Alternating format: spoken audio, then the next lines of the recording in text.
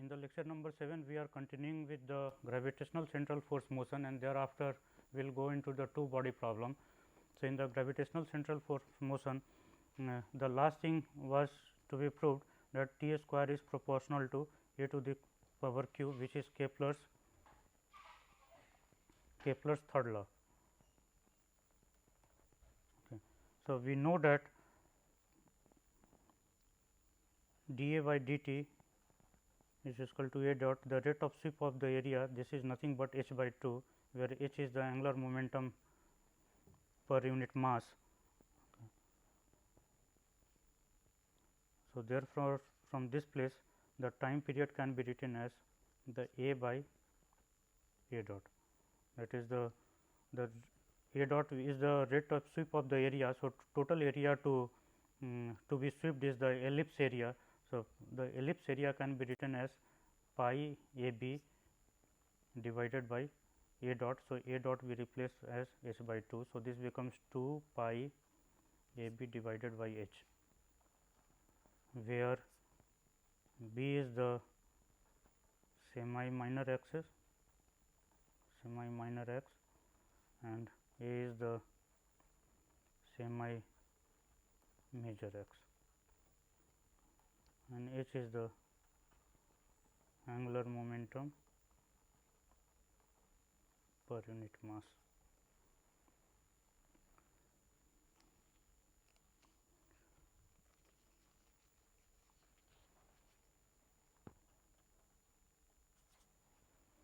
Okay. So, time period then will become 2 pi a, and b can be written as a square times 1 minus e square under root, okay. And h obviously can also be replaced. So, h is nothing but mu times L under root. We have seen this earlier that h square is equal to mu times L. So, if we insert here into this place, so this becomes 2 pi a times this becomes a square 1 minus e square under root divided by mu under root, and L is nothing but a times 1 minus c square. Okay. So, then this under root.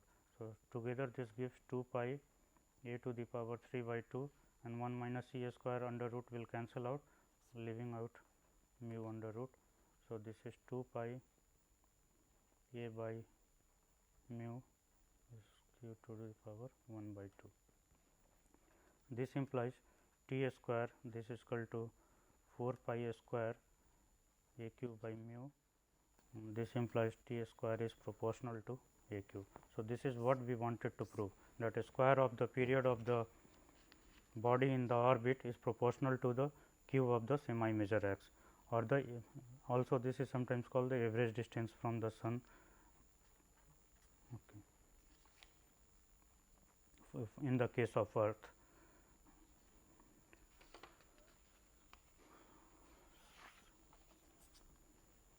So, till now what we did using the central force motion for inverse square law of the gravitation, we proved the third law. So, third law has been proved as T square is proportional to a cube. We proved the second law, Kepler's third law. Kepler's second law is nothing but dA by dt is h by 2. This is a constant. This is what we have stated in the beginning. Okay. And Kepler's first law, that every heavenly body moves, or every planet moves around the earth in an elliptical orbit with sun at one of its focus, and the corresponding the equation for the conic section, this ellipse, this can be written as by E sin theta. So, this is what we have derived till now. Okay.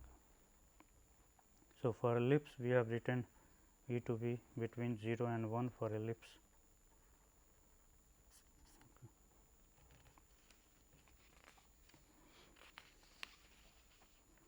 Now, we go into the two body problem.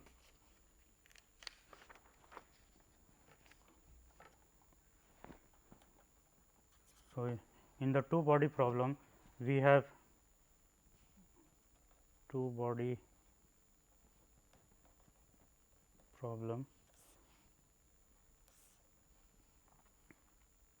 We have two masses m 1 and m 2 whose radius vectors are given as r 1 and r 2. Okay. A vector from m 1 to m 2 is written as r 1 2. The center of mass of the particle m 1 and m 2, this is written as r. Okay. So, we can write the equation of motion of each of the particle in this inertial frame. Let us say this is x, y and z is in this direction, this is O. So, therefore, we will get for each of the particle a second order differential equation, and first let us develop the equation, thereafter we will see what insight it gives into this problem. So, we write r 1 2 is equal to r 2 minus r 1 is equal to r also. So, for the first particle body we will have m 1 times dt square, this is equal to g times m 1 m 2 divided by r 1 2 whole cube r 1 2. So, motion of the particle m 1, this is attracted by the mass m 2. So, the force on this will be m 1 times m 2 multiplied by the universal gravitational constant divided by the distance between this cube of the distance between these two particles and the unit vector in the direction of the force. So, this is what we have written. So, this is our equation number 1.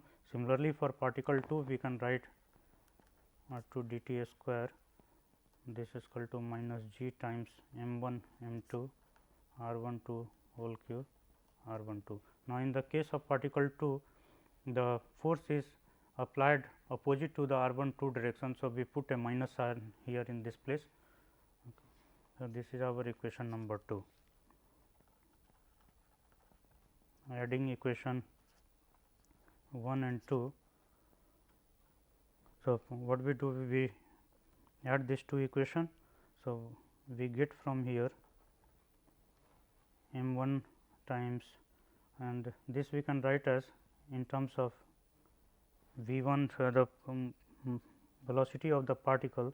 So, we can also write this as m 1 d 1 d v 1 by d t plus m 2 d v 2 by d t, and we see on the right hand side that it cancels out, is equal to 0. Okay.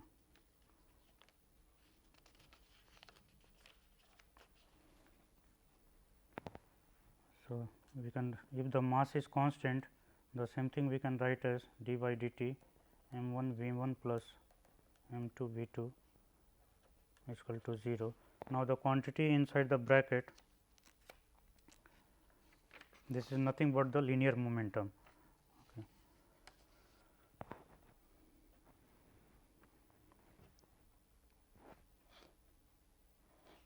So, we can write here now m 1 v 1 plus m 2 v 2 is equal to a constant. Let us write this constant as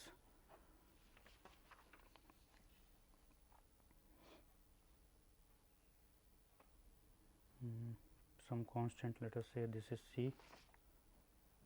Okay. Now, again v can be written in terms of r. So, if we write the same thing, so in terms of r, so this becomes m 1 r 1 plus m 2 r 2 okay, is equal to c. Then this equation we will write as third equation.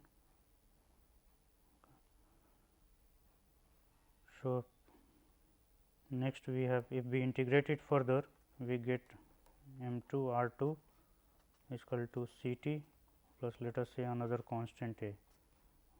So, this is equation number 4. Now, we know that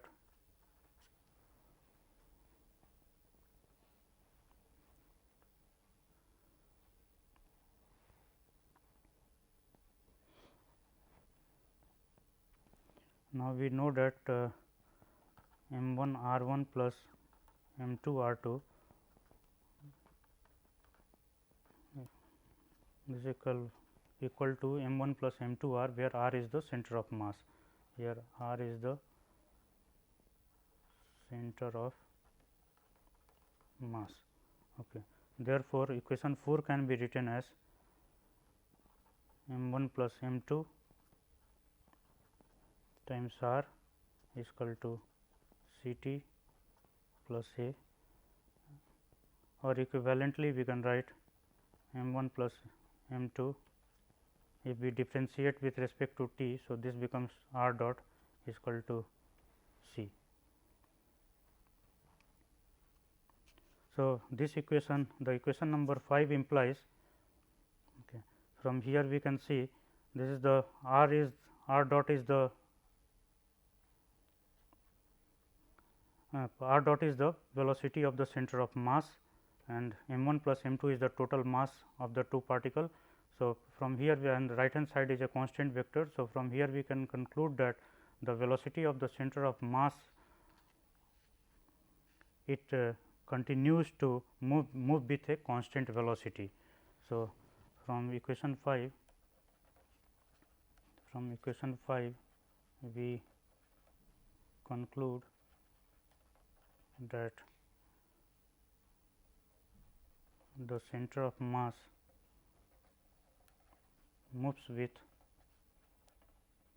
constant velocity. Okay.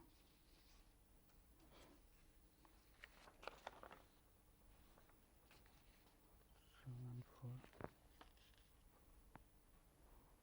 This is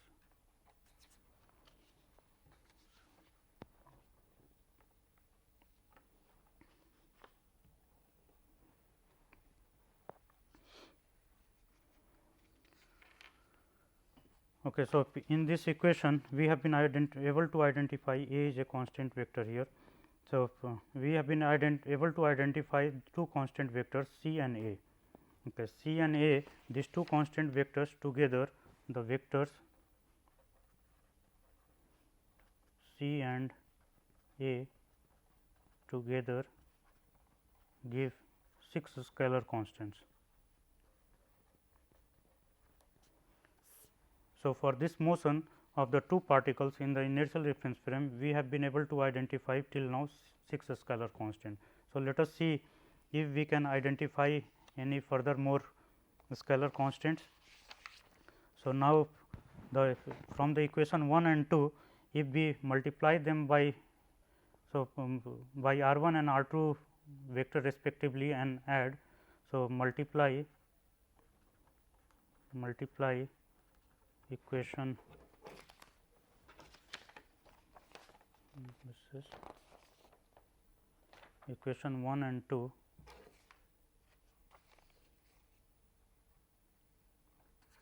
1 by R 1, take cross product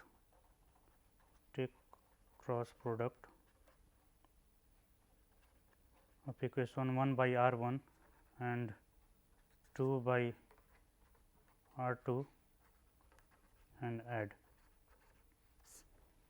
So, if we do this, what we get? R 1 cross d v 1 by d t plus R 2 cross m 2 times d v 2 by d t. This will be equal to G m 1 m 2 by R 1 2 whole cube times R 1 cross R 1 2 minus R 2 cross R 1 2. So, this is what we get. So, the left hand side can be written as d by dt m 1 times R 1 v 1 plus m2 times r2 cross V2, while on the right hand side we can see that this gets reduced to 0, because r1 minus r2 is nothing but minus r2 minus r12. So, the right hand side is g m1 m2 by r12 whole cube with minus sign here r12 cross r12. So, this becomes equal to 0. So, from this equation we can conclude that m r1 cross V1 plus m2 r2 cross V2, this is nothing but a constant, and we write this as equal to h. So, if we look on the left hand side, this quantity is nothing but h 1, the angular momentum of vector of the particle 1, and this is nothing but the angular momentum vector of the particle 2. So, the together this is a constant. So, h is a constant, h is a vector, h vector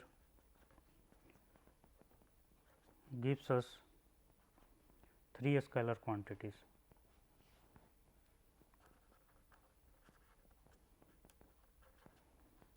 So, what we have been able to do, 6 scalars we identified for the center of related to the motion of center of mass, and here for the angular momentum of the two particles, that the total the angular momenta is remaining constant. So, here we are getting a total of 3 scalar constants. So, total of 9 scalar constants. So, till now 6 plus 3 is equal to 9 scalar constants identified. Okay. This is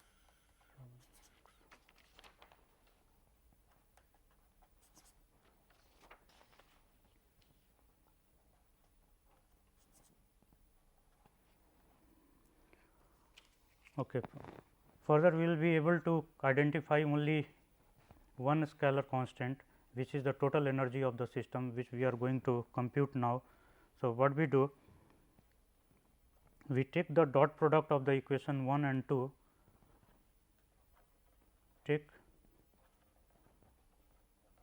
dot product of equation 1 with V1 and 2 with equation 2 with V2 and add. Okay. So, doing this gives us V1 dot m1 times dV1 by dt plus V2 dot m2 times dV2 by dt.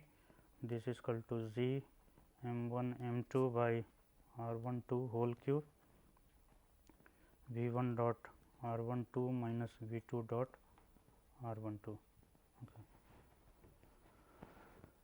Now, this quantity we can write as d by dt m1 V1 dot V1 plus m2 V2 dot V2 divided by 2. Okay. While the right hand side we can write as r12 whole cube. Now, here r12 we can take it outside and minus sign we can put here, and V2 minus V1 we can write as V2 minus V1. So, this is V2 minus V1 dot r12. So, this quantity we can further write as 12 whole cube V2 minus 1 let us say that we write it as V2 1 dot V2 12 times r12.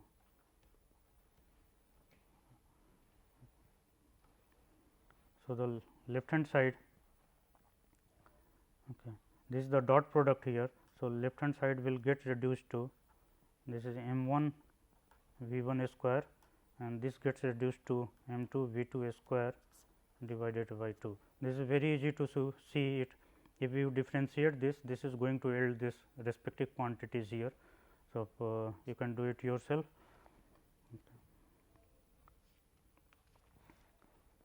So, we have the left hand side, this is the, if we look into this quantity, this is nothing but the total kinetic energy of the two particles in the inertial reference frame.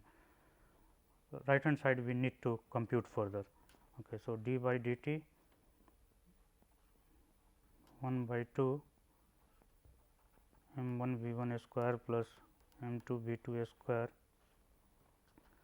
this is equal to minus g m 1 m 2 r 1 2 whole cube, and you can check again that this quantity is nothing but r 1 2 is r 1 2 dot r 1 2 divided by 2, where we are using the fact that B 1 2 is nothing but d r 1 2 by dt.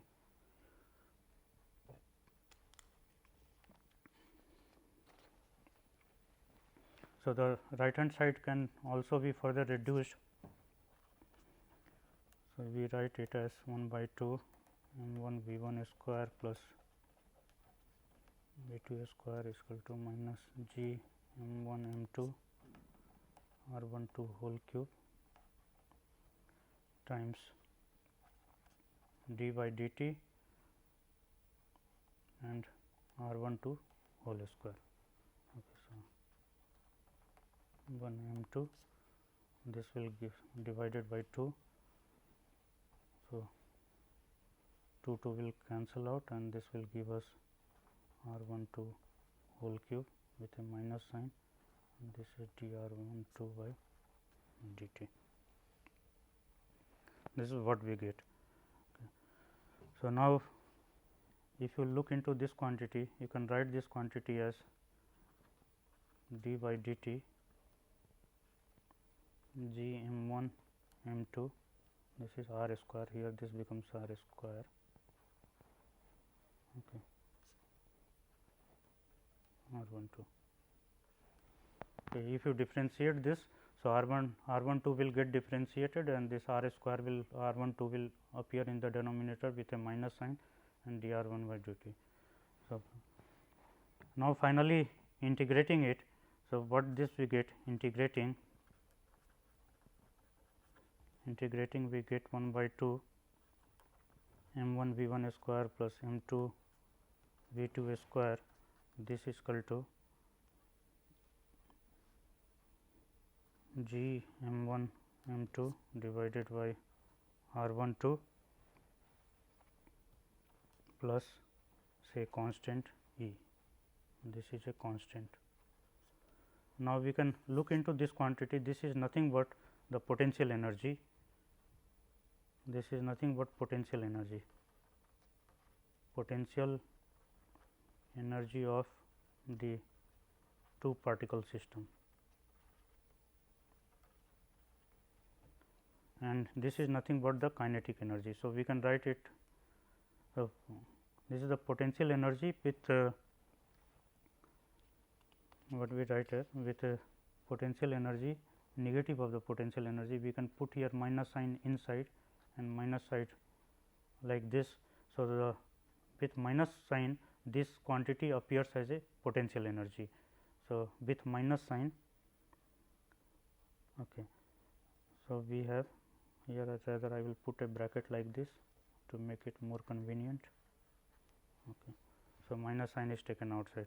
So, we can write u is equal to minus g m 1 m 2 by r 1 2. So, therefore, this equation gets reduced to this T is the kinetic energy. Okay. So, we can write T plus u is equal to E, and which is the total energy is equal to a constant. Okay. Thus, we see that the total energy of the two particle system remains constant. So, altogether we have been able to identify 6 plus 3 plus 1 scalar constants, while the two second order ordinary differential equation gives a total of 2 into 3 into 2 scalar constants, because each equation is a vector equation. So, it has 3 scalar parts. So, 3 second order ordinary differential equation and 3 second order ordinary differential equation will have 6 number of constants of integration. So, 2 second order ordinary differential vector ordinary differential equation, it will have total 12 scalar constants. So, total 12 scalar constants. So, we have been able to identify only 10 scalar constants. Thus, two scalar constant which are the constants of integration, constant of integration. Okay. So, thus two constants of integration are still missing, and it is not possible in fact to identify any other more than 10 scalar constants which are the constant of integration. Therefore, this two particle system cannot be solved completely if we take the absolute motion of the particles. Okay. Because we are not able to identify all the constants of integration, while on the other hand it is possible to solve the relative motion of the two particle system, and it can be completely all the parameters related to that can be worked out. So, we go for the two particle system relative motion. So, two particle system relative motion. Okay.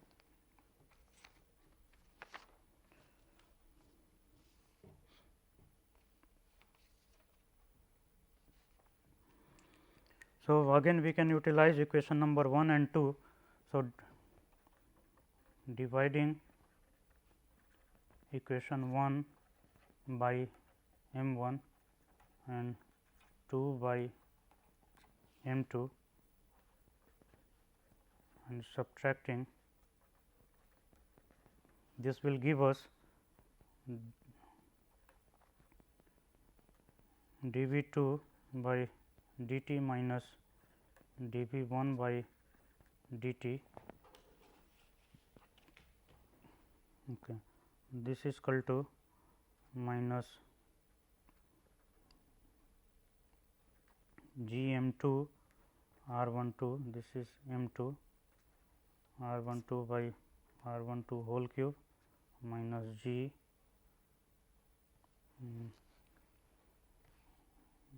with m 2 we have the negative sign, and for this we get G the first one we do this, here we get 1 if we divide by m 2, and here we get m 2 if we divide by m 1. So, this is G m 2 r 1 2 by r 1 2 whole cube. Okay. So, the left hand side it is nothing but V 2 minus V 1, okay. While on the right hand side we can write Z m 1 plus m 2 with minus sign here r 1 2 whole cube times r 1 2. Okay. So, this is nothing but d a square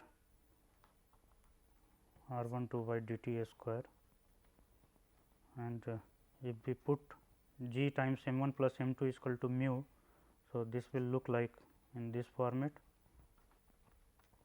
equal to 0, where mu is equal to G times m 1 plus m 2. So, now this equation is the equation of relative motion, equation of relative motion,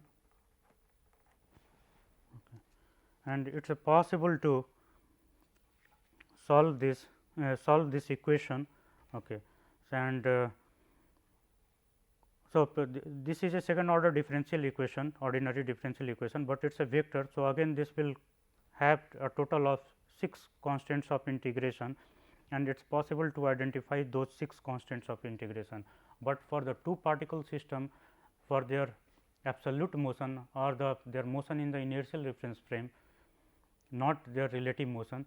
So, their absolute motion cannot be worked out totally, while the relative motion can be worked out, and we will see that later on we can develop this into a in the equation of an ellipse for the as such the earth satellite or the motion of the earth around the sun, and its orientation, its various parameters. So, total of 6 parameters can be identified in that context.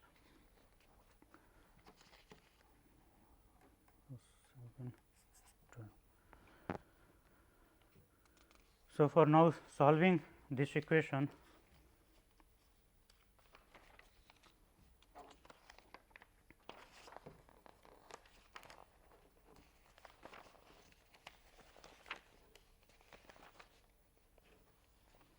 okay, so let us write this equation as equation number A.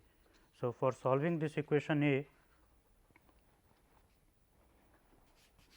we try the earlier tricks applied. So, if we take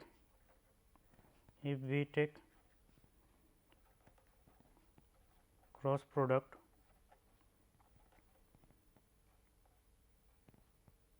with respect to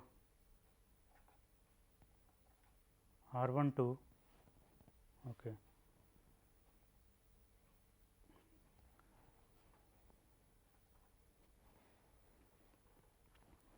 So, what we are going to get from this place, this will give us the as earlier we have done, this will give us the angular momentum of the for this relative motion. So, for if we take the cross product with respect to R 1 2, so R 1 2 here we write as first R 1 2 is equal to R. Okay. So, the notation gets simplified. So, we write R cross d square R by dt square plus mu by R cube R equal to 0. Now, as earlier we have done the first term, this can be written as d by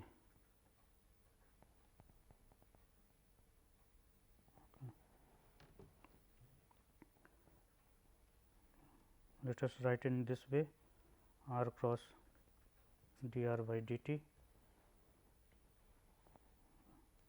and this will be equal to minus mu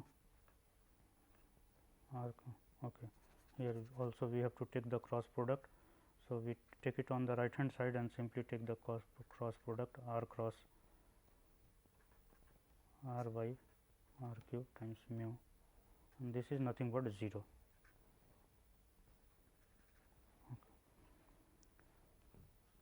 So, if you differentiate this, you will get this quantity here. So, this will give you this quantity.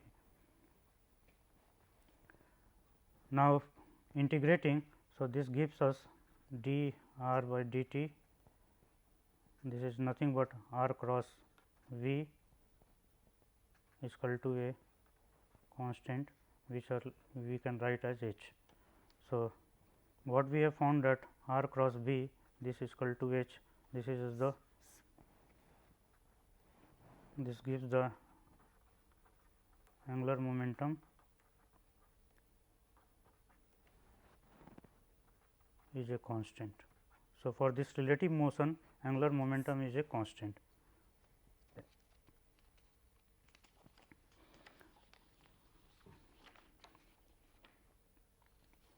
So, this we write as equation number B.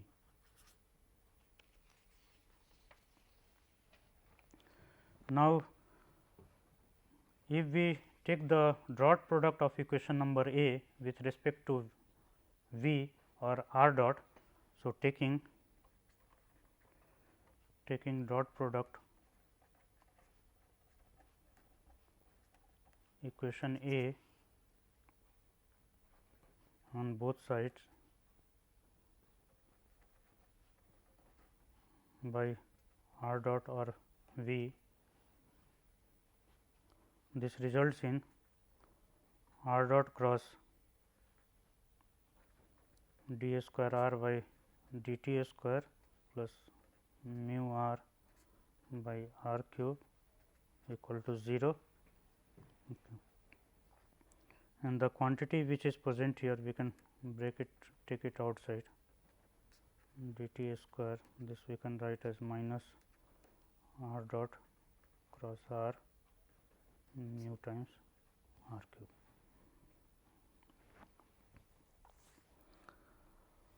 So, let us look into this quantity. This quantity we can surely we can write it as d by dt.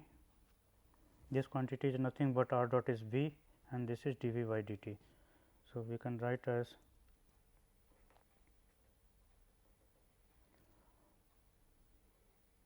d by dt r dot, here we are taking the dot product, not the cross product. Okay. This is the dot product, here. So, r dot times r dot, let us check this d dt d by dt r dot times r dot, how much this quantity is. This becomes d square r by dt square dot r dot plus r dot dot dr dot by dt, means this is we can write here by removing this dot d square r by dt square. Okay. So, this is nothing but 2 times r dot means d square r by dt square. Okay. So, here this quantity we can write as 1 by 2 d by dt times r dot times r dot is equal to, this also we can write as d by dt v dot this becomes, on the right hand side we have minus mu by r cube, and similarly this can be written as following the same way r dot divided by 2. Okay. So, this is the earlier technique we have used, the same technique it is exactly, only thing the now we are dealing with the equation of relative motion. So, we get 1 by 2 d by dt v square, or we take the 2 inside. Okay. This is equal to minus mu by r cube, and this becomes, this quantity is nothing but r square. So, if we differentiate this, we get r here, and so 2 r divided by 2 times dr by dt. So, this is minus mu by r square dr by dt, and the right hand side, then this is nothing but equal to mu by r d by dt. This can be checked. If we differentiate this, this becomes minus mu by r square dr by dt. So, integrating, we get v square by 2, this is equal to mu by r plus E, where E is a constant. Okay. Thus, v square by 2 minus mu by r, this is equal to E. Okay. Now, we can identify this is kinetic energy per unit mass, and this whole thing is potential energy per unit mass. Okay. So, we can write this equation that kinetic energy plus potential energy, this is total constant equal to E. So, total energy of the system remains conserved. So, the total angular momentum remains constant, means it is a conserved. Total energy of the system remains conserved.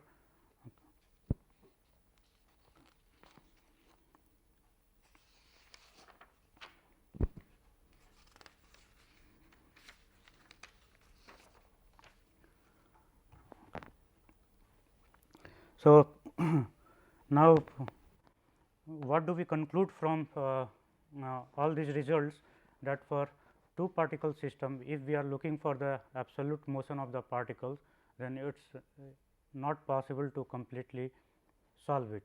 But if we are looking for the two particle system or the two body system, wherein we want to describe the motion of one body with respect to the other body, then it is possible to describe the motion. And in this case, what are the constants we have identified? We have identified that the total energy of the particle, it remains constant, and total angular momentum of the particle, it is a angular momentum of the particle for the relative motion also, that is constant. Okay. So,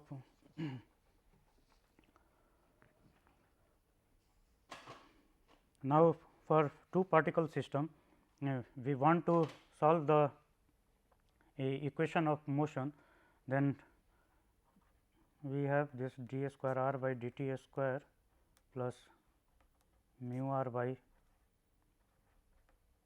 r cube is equal to 0. We need to solve this equation to find the rest of constants. So, in the next lecture we will see that we will be able to identify the eccentricity vector E. So, eccentricity, this is a vector, okay.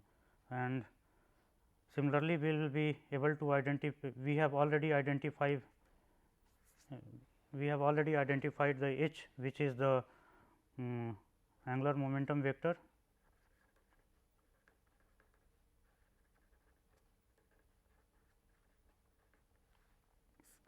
Okay. So, using these two, it will be possible to find out the constants of integration of the motion for this particular equation. So, if we integrate it, we get 6 constants of integration, but these two are not independent. Later on we see that in the next lecture that E dot H will be equal to 0. Okay. Therefore, this implies that the E vector and H are not independent. Okay. So, we need to apply or we need to work out further to identify all the 6 constants involved in this equation involved in this equation of motion for the relative motion of the two particles. The equation which is written here, if we look into this equation is quite similar to the central force equation. It is exactly the same, appearing the same way as the central force motion, except the difference here arises for mu. So, in this case the mu is nothing but g times m 1 plus m 2, while for the central force motion only the quantity g times m 1 appeared, m 2 appeared, g times m 2 appeared, because they are the if say let me repeat it. So, for the central force motion, for the central force motion, we got exactly the same kind of equation, mu r by r cube. So, here if we assume that the mass m 1 m 2 here in this case we have taken the motion of the mass let me check it. Okay, so m1 plus m2 .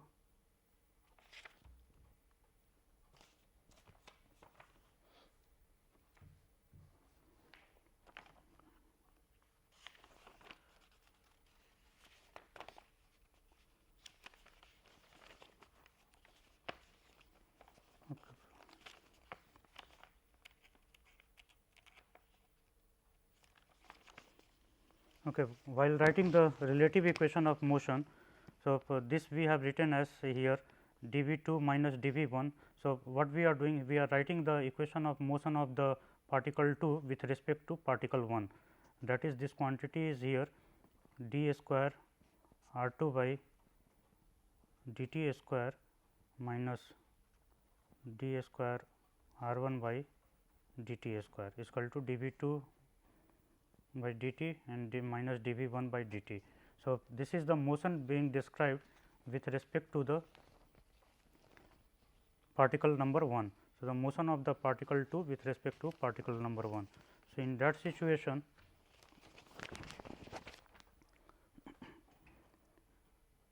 if we multiply both side of this by m2.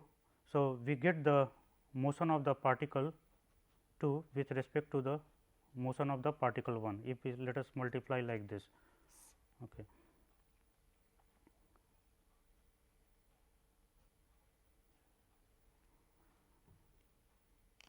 So, this is m2 multiplied by m2. Now, the left hand side, this appears as the, according to Newton's law, if the force acting is F. So, m2 times d square r by dt square, this can be written as F. Okay. And whatever the magnitude of the this F is, the force vector is, we can write it on the right hand side. So, the difference that I want to make it here, that the quantity d square r by dt square plus mu r by r cube, wherein this is nothing but d square r by dt square plus g times m1 plus m2 by r cube r is equal to 0. Look into this equation. So, if the mass of particle m1 is much larger than m2, then this equation can be written as d square r by dt square plus g m1 by r cube r is equal to 0. Now, compare this. If we multiply both side of this by m2, so what this will look like? This will appear as if, so if we multiply this equation by m2, so multiplying it by m2, d square r dt square plus g m1 m2 r cube r is equal to here m2 will take it inside. Okay. So, the quantity which appears here, it tells that there is a mass m1 fixed in the space and about which a mass m2 is moving.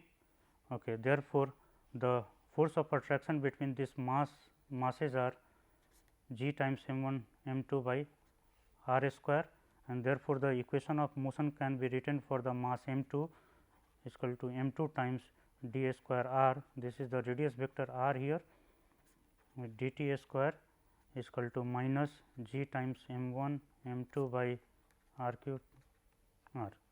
Okay. So, what it tells that if the mass of one of the particle is very large, if the mass of one of the particle which is the primary particle m1 is very large as compared to the m2. So, it is as good as the mass 1 will appear to be fixed in a particular position, and with respect to that, then the motion of the m2 can be described. So, this is exactly the inverse inverse square central force field motion, and we have already solved this motion. So, we have already determined for this kind of motion what will be the constants of integration, some of the constants of integration. So, one thing is very easy to find out from this place. The time period can be easily estimated from this equation, because this equation we have already worked out. So, what we do, we write this equation, but we go back to the equation again, dt square mu times r by r cube is equal to 0, wherein mu is equal to m 1 plus m 2 times g, okay, and find out the time period for this particular motion. So, time period will be given by t square is equal to or t is equal to 2 pi a q by mu under root, where a q is the semi measure x, okay, and we will be doing all these things in next lecture. So, how to determine this a, we will do it in the next lecture. Okay. Now, suppose a is known, okay, mu is here modified mu, because mu in the mu term m 1 plus m 2 both are appearing. Okay. So, this is not exactly the m 1 times g, as this is not exactly this quantity. Okay. So, now under this modified quantity we can have certain insight into the planetary motion. Suppose sun is there. Okay. So, we have the sun here, okay, and somewhere the earth is in its orbit. So, it is moving around the sun, and around the earth there is the planet moon. Okay. So, this is moon, this is earth, and this is sun. Okay. So, from here we can write few things. Okay. So, let us expand it and write it t square times mu, this we can write as 4 pi a square a cube. Okay. So, let us say the period of the earth around the sun is written as t, and then mu will be g times m sun plus m earth, okay, into 4 pi square a earth cube. So, m s is mass of sun and m is mass of earth, and a is semi measure x of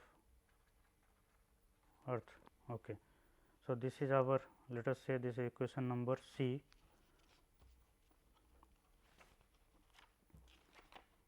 Okay. Similarly, for the motion of the moon around earth, we can write as t square m times g times m earth plus m moon. This will be equal to 4 pi a square times a moon whole cube, where a m is the semi measure x of moon orbit, here the x of earth orbit. Okay. So, we can see that from equation and C and D, if we divide equation C by D. So, we get T E square divided by T M square, G G cancels out, and there M S by M E plus M M. On the right hand side we will have A E cube by M cube. Okay. So, now if M S is much greater than M E, and now since M S is much greater than M E and M E is much greater than M M, we can write T earth square divided by T M square is equal to M S by M E. Okay. This is A Q by M. So, if we know the A M whole cube, if we know the semi major axis of the earth, if we know the semi major of the moon's orbit, okay, and we know the period, then it is possible to get the ratio of the mass of sun and the earth. Okay. So, from here it is a very clear that if we use this equation, it is possible to find the ratio of the mass of sun to the mass of earth. Similarly, suppose if any planet, here in this case earth was having a satellite moon, if any planet is not having any satellite, then it is not possible to find this ratio. So, in few cases we do not have this satellite, and therefore, in that those cases we are not able to find the ratio of the masses sun to the mass of that planet. For example, Mercury, Venus, these two are not having any satellite. So, it will not be possible to find the mass of the sun to the mass of the corresponding planet. Okay. So, for this type of problem, then we need to apply some different method. Okay. So, this is the limitation of this method here, but obviously, this result has been very useful, that we can determine the mass of the sun to the mass of that planet, okay, provided the time period is known and the semi major axis, these are known. Okay. Thank you very much.